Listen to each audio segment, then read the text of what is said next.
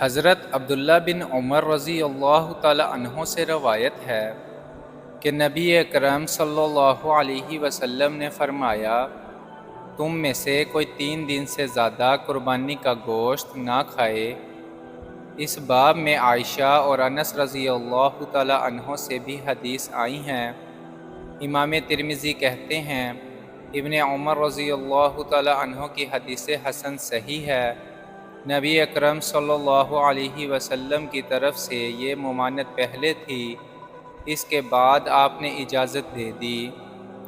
حضرت بریدہ رضی اللہ تعالی عنہ کہتے ہیں کہ رسول اللہ صلی اللہ علیہ وسلم نے فرمایا، میں نے تم لوگوں کو 3 دن سے زیادہ قربانی کا گوشت رکھنے سے منع کیا تھا تاکہ مالدار لوگ ان لوگوں کے لیے خوشادگی کریں جنہیں قربانی کی طاقت نہیں ہے، سو اب جتنا چاہو خود کھاؤ، دوسروں کو کھلاؤ اور گوشت جمع کر کے رکھو۔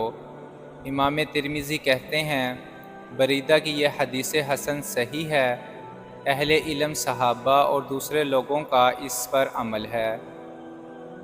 وضاحت: کیونکہ اب اللہ نے عام مسلمانوں کے لیے بھی خوشادگی پیدا کر دی ہے اور اب اکثر کو قربانی مسیر ہے۔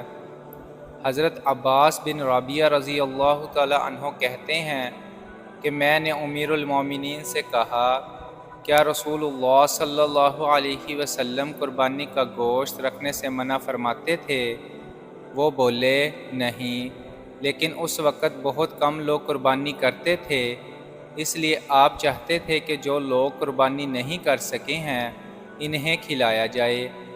ہم لوگ قربانی کے جانور کے پائے رکھ دیتے، پھر ان کو 10 دن بعد کھاتے تھے۔ امام ترمذی کہتے ہیں، یہ حدیث حسن صحیح ہے۔